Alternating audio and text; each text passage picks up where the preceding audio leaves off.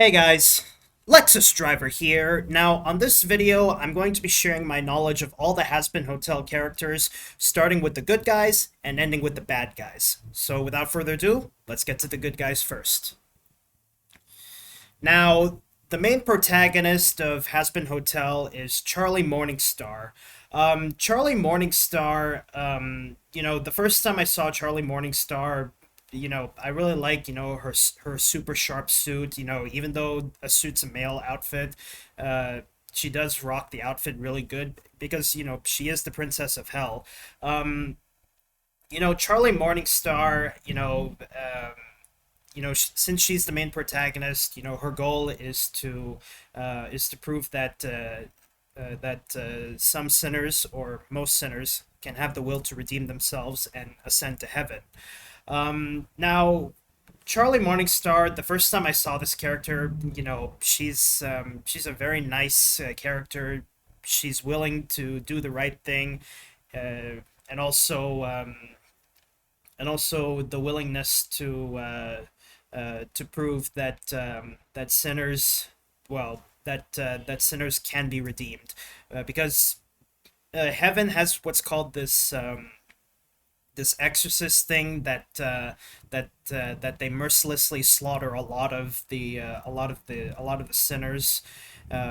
These guys are all from heaven, and I'll get to that once I reach that part. But this part I'm focusing on Charlie Morningstar, and also Charlie Morningstar. Even she is the Princess of Hell, but she is in a relationship, a homosexual relationship, because she's bisexual. But I don't want to get into further details on that one, because that's going to be another subject for another video. That's going to be a subject for another video on that one. So I want to focus on sharing my knowledge of the character. So Charlie Morningstar, how would I describe her? Brave, loyal, willing to do the right thing, and achieving her dreams of helping sinners ascend into heaven. And also, apart from all the bravado Charlie Morningstar has, um, she is worthy of doing the right thing, even though she's the Princess of Hell. So that's my impression and my knowledge of Charlie Morningstar.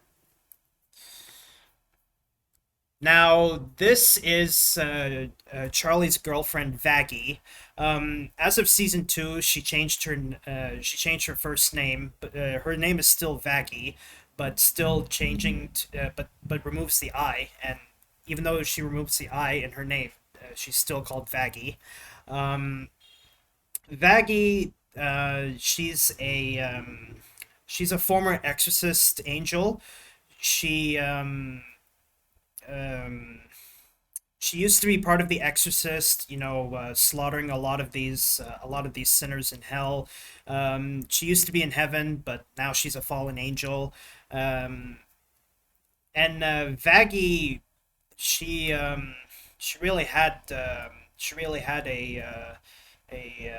tough life. Well, I wouldn't say tough life. She really had an unhappy life, because as an exorcist, she's following orders, and have the will to do what she's ordered to do.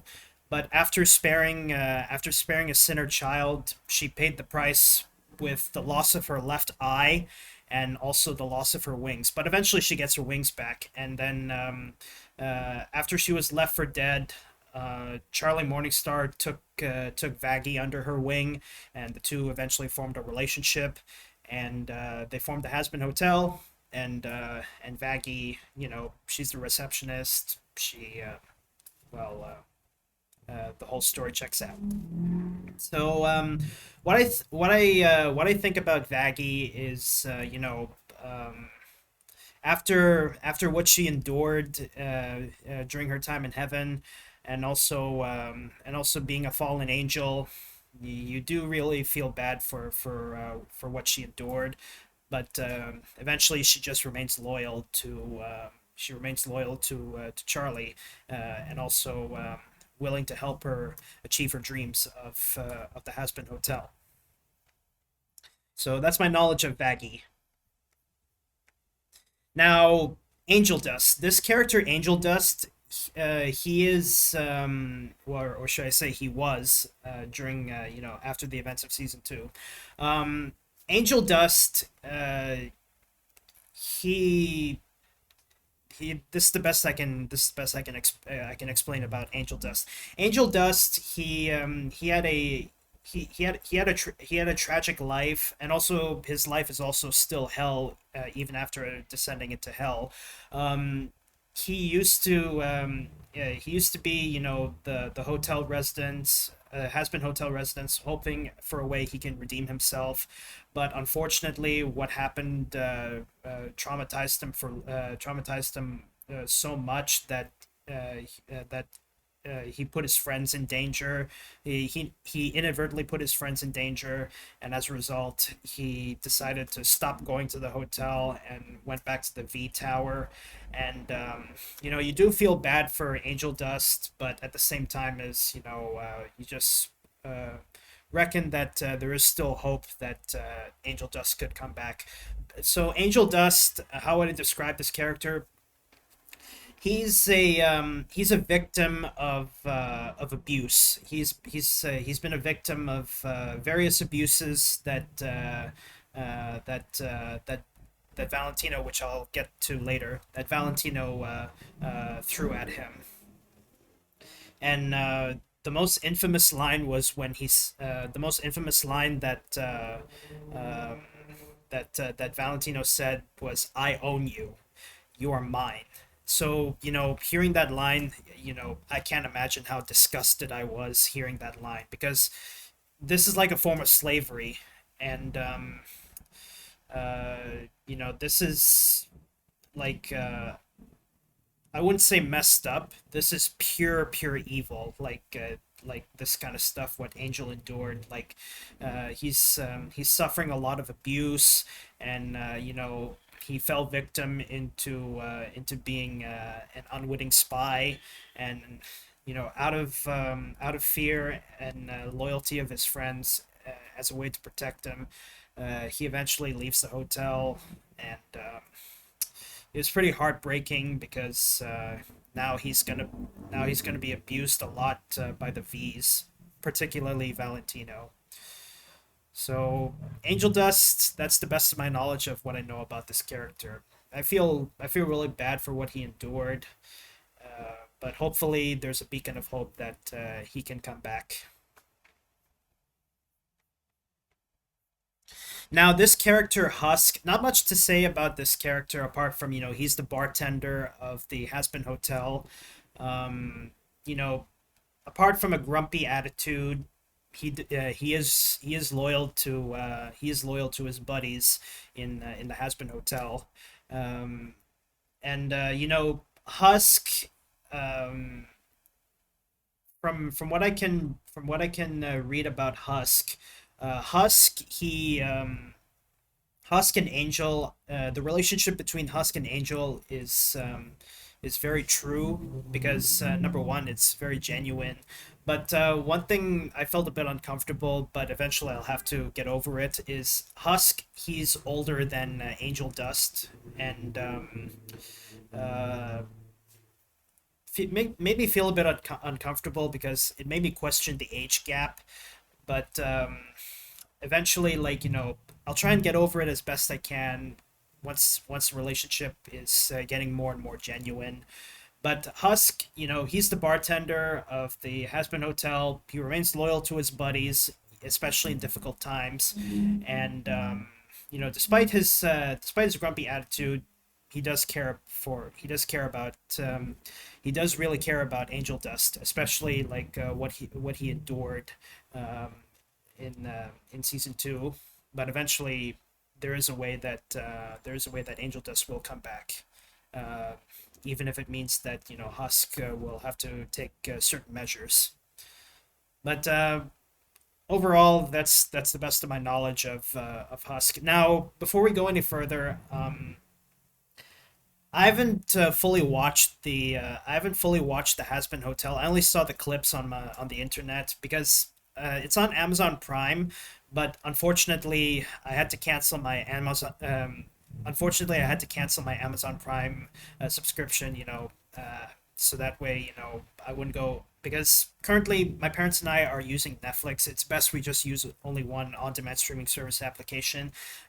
Amazon Prime, as much as it's good, we had to. My parents and I had to cancel the subscription because just because we're very financially conscious about using these on-demand streaming service application, and we only stick to one, Netflix. But anyways, let's continue forward. Now, this character Nifty, she's voiced by Kimiko Glenn, who who also appears in DuckTales, the 2017 reboot, and also A New Generation, where she plays Izzy Moonbow, but only the movie. In the TV series, she's voiced by a different voice actress. Now, Nifty, how would I describe Nifty? Like despite being small and has that psychotic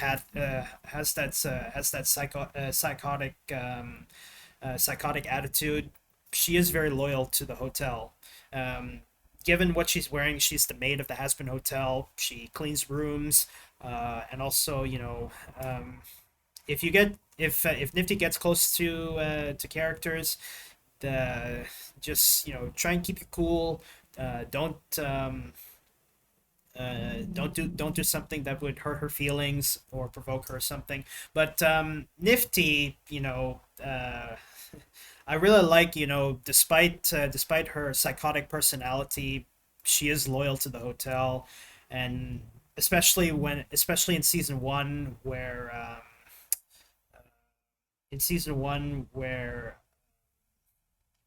she stabbed Adam.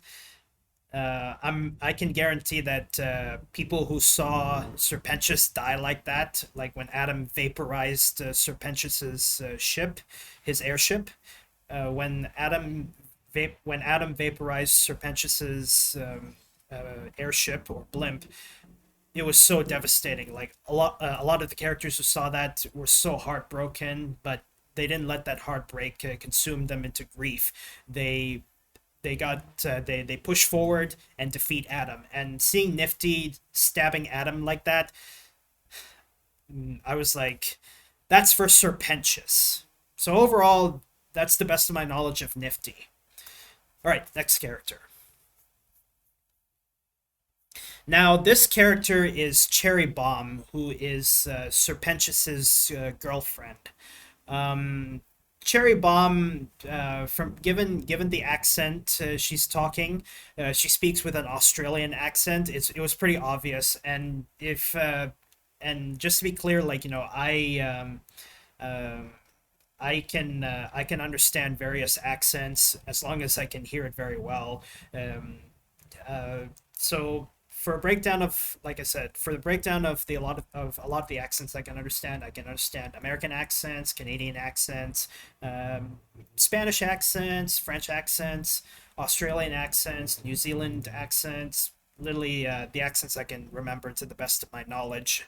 But anyways, enough about that. So Cherry Bomb, Cherry Bomb, like she did not expect that Serpentius would kiss her, because Serpentius, the first time, like seeing Cherry Bomb and the character dynamics between her and Serpentius, uh, it was pretty awkward, but she felt like it was awkward, seeing Serpentius, trying to woo her, and you know Cherry Bomb, when she saw Serpentius vaporize like that, it did break her heart. But eventually, when in the ending of season two, when Cherry Bomb finally got to see Serpentius again through a video call, she got really pissed about what Serpentius did. But eventually, their love is really genuine, and Cherry Bomb, she's hoping that she's hoping that she can redeem herself in the Hazbin Hotel, and reunite with Serpentius. So this is the best of my knowledge about Cherry Bomb. Cherry Bomb, uh, she's the current resident of the Hazbin Hotel, very working hard to redeem herself, so that way she can reunite with her lover, Serpentius. So that's the best of my knowledge of Cherry Bomb. Now this is Serpentius in his center form. I didn't go for the heaven form because the image is pretty small. I just want you to see a full body of him, so that way you can see while I'm explaining. Serpentius, he's British. But if you're wondering why Serpentius looks like a snake, because he was damned to being sent to hell for failing to stop a murder, because of his introvert lifestyle. But Serpentius, this character, originally he was supposed to be a one-off character. Like he was only going to appear in one episode as a villain of a particular episode. But the fans, especially the crew members of the studio, including Vivian Madrano, aka Vivzy Pop, they all grew into Serpentius. They really love the character. That eventually he becomes a major character in the Hazbin Hotel series. And to be honest, I do like it. The first time I saw Serpentius, he's a very fun character. He does something he does something that felt pretty disloyal, especially the fact that he used to work for the V's, but eventually the V's screwed him over. Like when Vox called Serpentius a miserable total failure. The that line alone, when I saw that, it made me say, like, so Vox ditched Serpentius. Wow, what a coward! And Serpentius, eventually felt like he accepted his fate. Like he said, just make it quick, I guess. Not that I deserve it. And Vaggie says gladly. So Vaggie and Angel Dust were about to finish him off, but Charlie, she decides to give Serpentius another chance.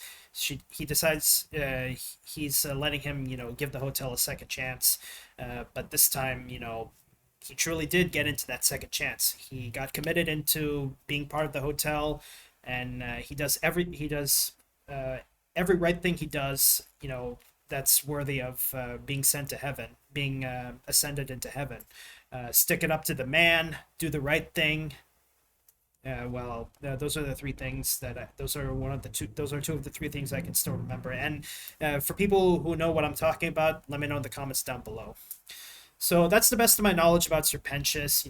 He was meant to be a one-off character, but fans, the studio crews, and Vivian Madrano, aka Vivzy Pop, they really love the character. That eventually he becomes a major character in the Hell of a Boss, in the Hazbin Hotel TV series. So Serpentius, I really like him, and it's really cool that Serpentius, right before his demise, he confessed his love to Cherry Bomb, saying the famous line, "Miss Cherry Bomb, I love you. Remember me." So Serpentius, even though that felt awkward, that solidifies his one true love for Cherry Bomb. So that's the best of my knowledge about Serpentius. Now we're getting to the heaven characters. This character is Emily. Emily and Charlie are in a good relationship with each other, and Emily, as much as she's working with Syrah, which I'll get to later on. Emily, she is heavily against the exorcists, She really agrees with Charlie Morningstar's idea that a sinner can be redeemed and rise up to heaven. But only one way to find out. Well, I would say only one way to find out for those who have watched Hazbin Hotel. And Emily, she's very open minded. Well, to my knowledge of Emily, she's very open minded. She respects Charlie's wish, and when Serpentius ascended into heaven, uh, Emily was really surprised and gleeful to see a sinner has been redeemed and ascended into heaven. So Emily, she agrees with Charlie's methods, but is strongly against the Exorcist. So that's the best of my knowledge about Emily. Now this is Syrah. Now Syrah, the first time I saw this character Syrah, I like the character, but particularly the design. But Syrah eventually, eventually like. Um, Eventually she'll eventually she has to see that Charlie's method of redeeming a sinner, so that way the sinner can ascend into heaven. Eventually she'll come around. She'll come around that it can work. And as of now, you you you half of you can like her, half of you can hate her. But let's just hope that she'll eventually come around, that Charlie's idea that a sinner can be redeemed can work. So hopefully Syrah can see that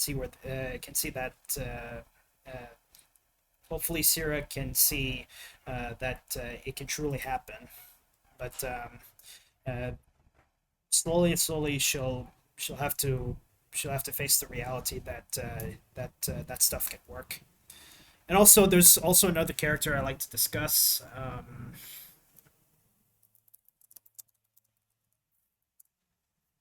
Yeah, Speaker of God. Um,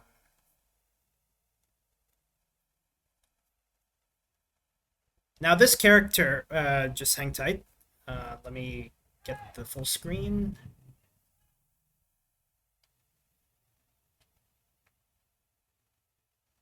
Okay, now the Speaker of God, she outranks Syrah, but the first time I saw the Speaker of God, she's a very kind-hearted character. She knows how to calm down someone, especially when Serpentius was on trial.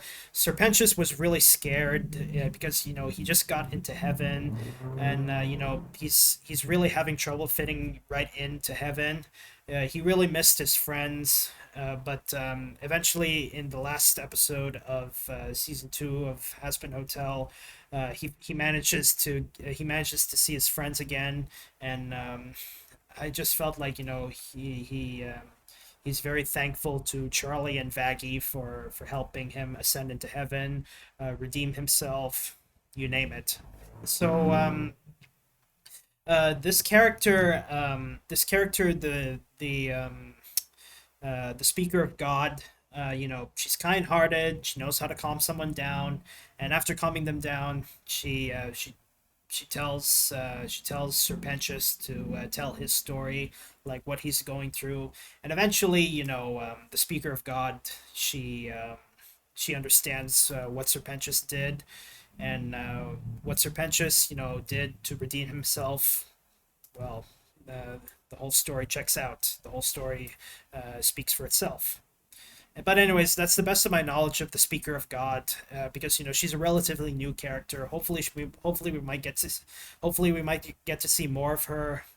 But the character, the Speaker of God. I would say the Speaker of God. She's modeled after Stella from Hell of a Boss. But the difference is, given what she looks like, her character design looks like Stella, but if I had the choice between what character I like between Stella and the Speaker of God, I prefer the Speaker of God because even though she looks like Stella, unlike Stella, she's kind-hearted and innocent, and well, all the positivity of this character of the Speaker of God. That's why I would like her more than Stella. So that's the best of my knowledge about the Speaker of God. Now, this character, Carmilla Carmine, there's been a lot of theories on whether Carmilla Carmine is a fallen angel. I highly doubt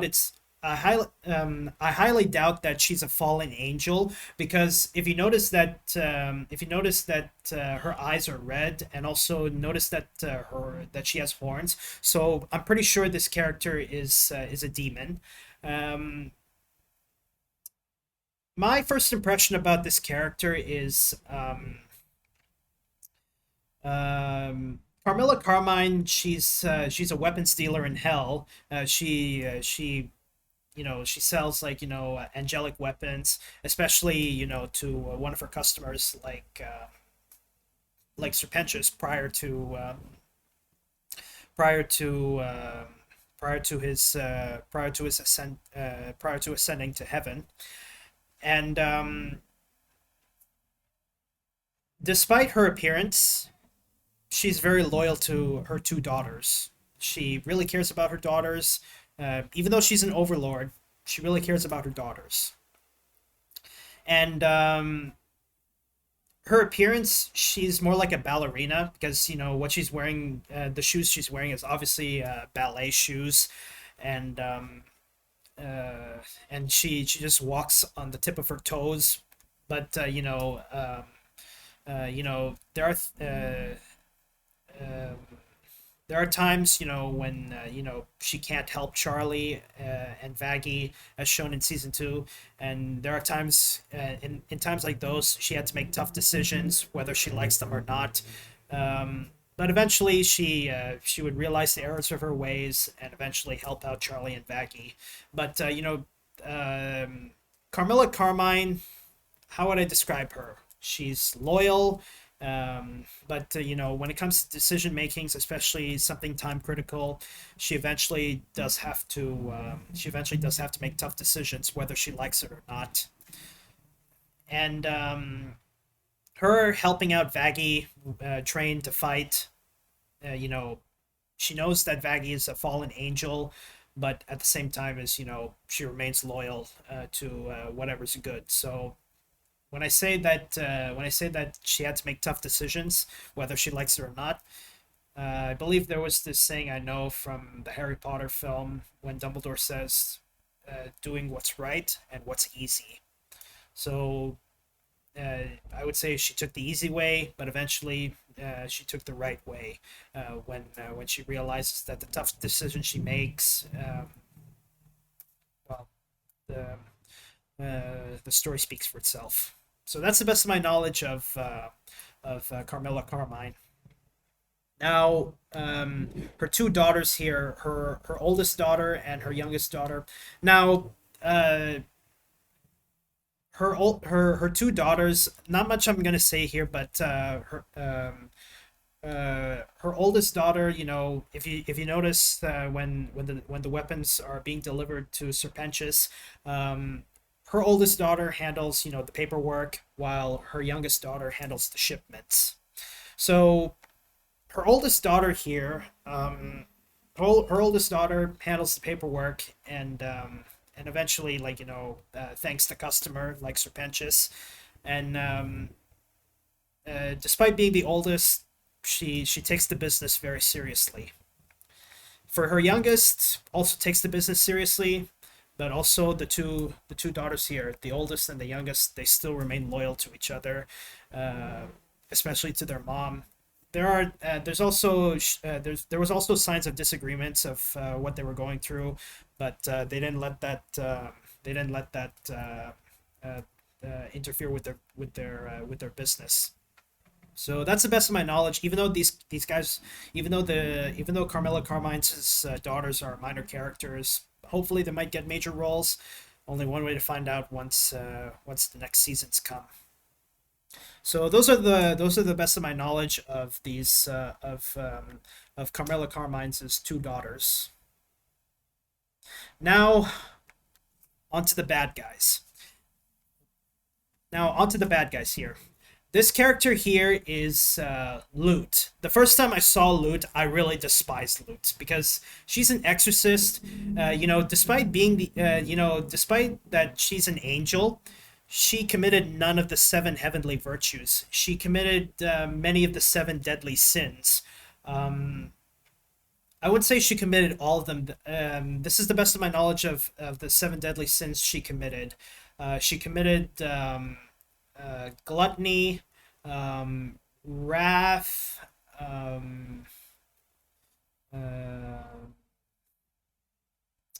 I don't know, for lust. Also, she also committed greed. Anyone in the comments down below can tell me what are the seven deadly sins. What are one of the seven deadly sins she committed? Because even though she's an angel, she committed none. She committed none of the seven heavenly virtues. She's guilty of many of the seven deadly sins. So, uh, any of you guys can comment down below what are the seven deadly sins she committed. I'd be happy to see them. So let me know in the comments down below. I wish I could pull up a page of what are the seven deadly sins. In fact, I might do that right now.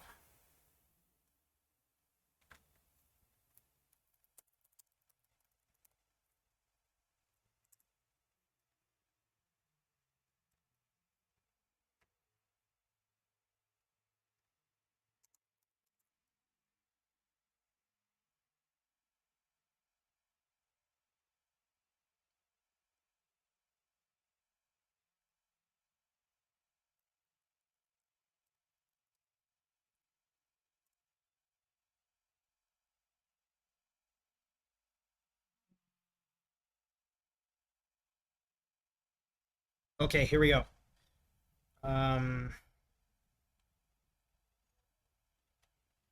I don't know if you guys can see much because my webcam's blocking, but Lute, I would say Lute, despite being an angel, she committed none of the seven heavenly virtues. She's guilty of many of the seven deadly sins.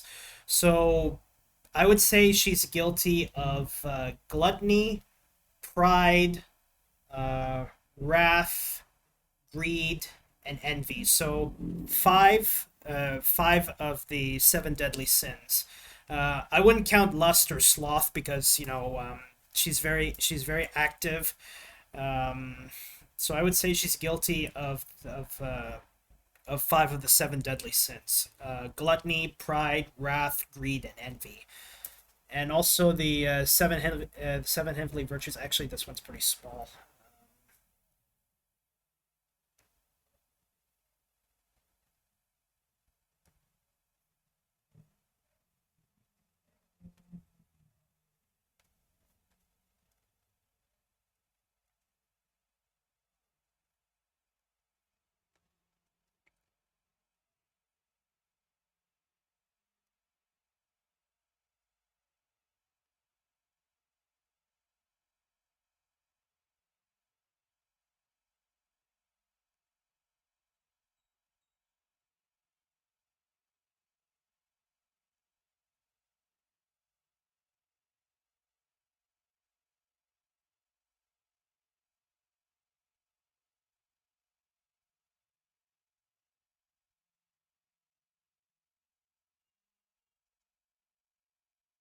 Yeah, yeah, okay.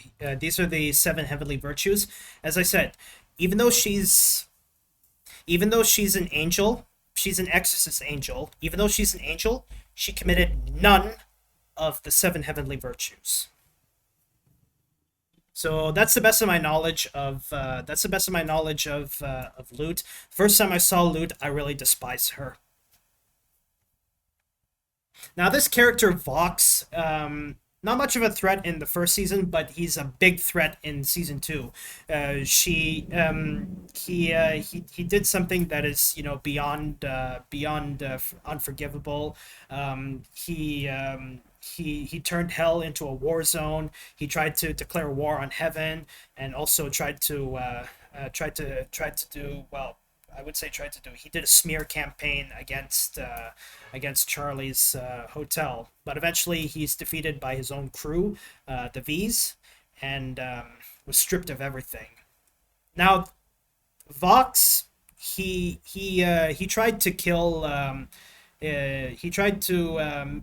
He made Angel Dust an unwitting spy, and as a result, the hotel got compromised, and this contributed to this contributed to to Angel leaving the hotel because of him. Because of him, Angel had to leave the hotel out of the safety of his friends, and because of him, Charlie had to have a strong will to fight back and defeat this guy for all the misery and mess he caused for the Hazbin Hotel. And I would say what he did in season two, I hate him. So that's my best knowledge of Vox. You know, he does something that you know, he's so egoistic. I would say he's guilty of all of the seven deadly sins. Now, this character Valentino, he's the abusive he's the abusive he's in an abusive relationship with Angel Dust. He constantly abuses Angel. He even says he even said to Angel Dust, "I own you." So Angel Dust so he owns Angel Dust's soul, and you know, uh, he's a very wicked character, like very pure evil, very wicked.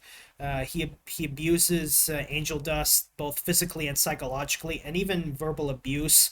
You know, this guy is a whole nother level. I mean, you get the appearance that you like the character based on his character design, but his personality is what makes you hate him. So I also hate him too, considering how much abuse that Angel Dust has endured because of this guy.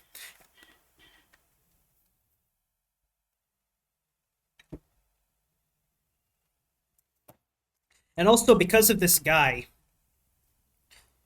Angel had to endure, you know, looking over his shoulder. He had to endure constant abuse from this guy, and what he did, unforgivable. I hate him.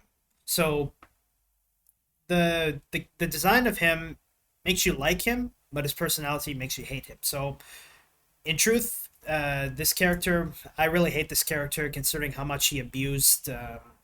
Considering how much he abused Angel Dust. But I also like the fact that, you know, he's scared of Nifty. So I feel like Nifty would have been a good bodyguard for Angel Dust, especially, you know, when he's scared. Angel Dust, if Nifty ever if she ever comes if Valentino ever comes near Angel Dust with Nifty in his presence, Nifty would, you know, literally creep the guy out, creep the guy out, and uh, he would think twice of getting close with Nifty. So he is much of a coward, but I stand my ground that Valentino is really hated because of the abuse he did. But that's the best of my knowledge about Valentino. I also hate him. Now, Velvet, this character Velvet, you know, she is part of the V's, but she's more into fashion. Not much I could say about Velvet, but uh, I guarantee that I also hate her as well because, you know, she's part of the V's. She does something, you know, out of social medias, and she, even though she's working for the V's, She only cares about herself.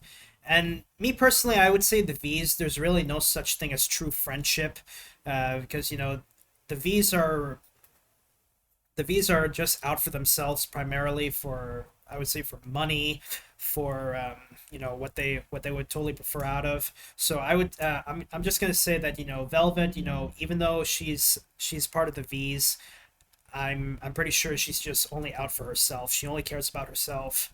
And I would say the same for Vox and Valentino, and also Valentino and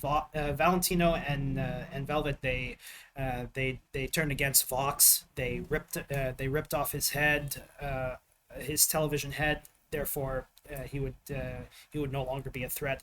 And when Valentino took all of the credit, Velvet, she just minds her own business, and I'm pretty sure I'm pretty sure there's a likely chance she might benefit Valentino's abuse with Angel Dust, abusing Angel Dust. But if that's the case, then there's a good chance I might hate her even more. But for now that she is still on my hate list, but let's just see how it's going to go once the future seasons comes. But for now, she's still on my hate list.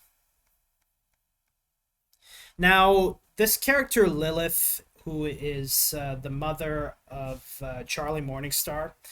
Now, I would put her on the hate list because I wouldn't say it's because I hate her. It's because she's very mysterious. We don't know what the hell is going on here. Like why is she like a bad mother? I There's a possibility she could be a bad mother, but only one way to find out because she's very mysterious. She doesn't talk. I think I wouldn't say I think, but we did see Lilith in seasons one and seasons two, but it's highly unlikely. Well, I wouldn't say highly unlikely. It's highly likely we might hear her voice because um, um, Vivzy Pop, the guys at Vivzy Pop and the studio who made Hazbin Hotel, uh, they haven't they haven't picked a voice actress to play Lilith, but hopefully we might get to hear Lilith in the next season of Hazbin Hotel, particularly season three.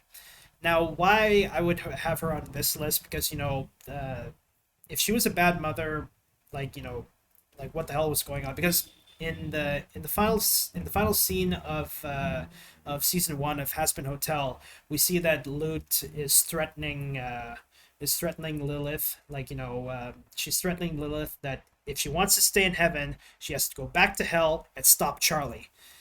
And it made me wonder if Lilith is going to go after her own daughter.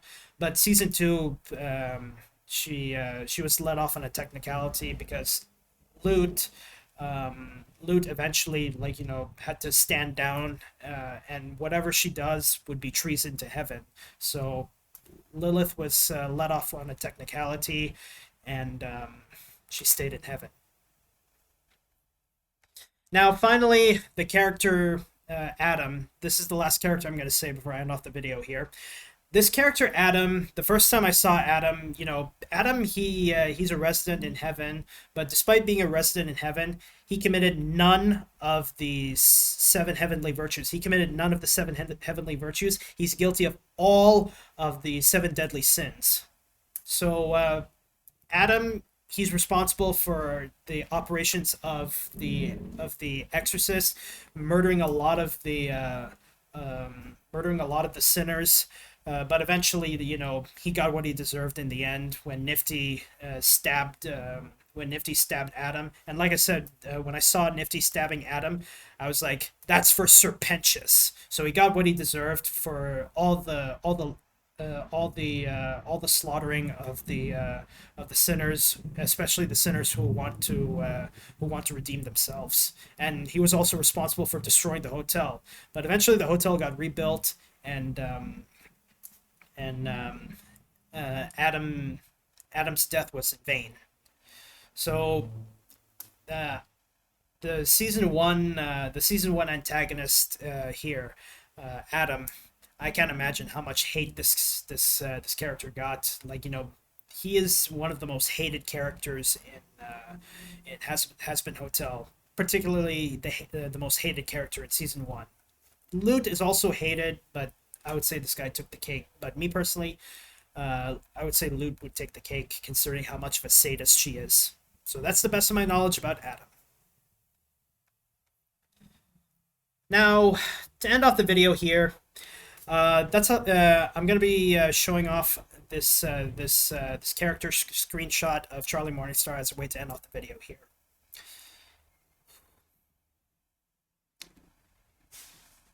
But anyway, guys, that's all I have for this video. Thank you guys so much for watching. If you're new to my channel, don't forget to subscribe. And be sure you hit that notification bell so you can stay updated on new content I have on my YouTube channel.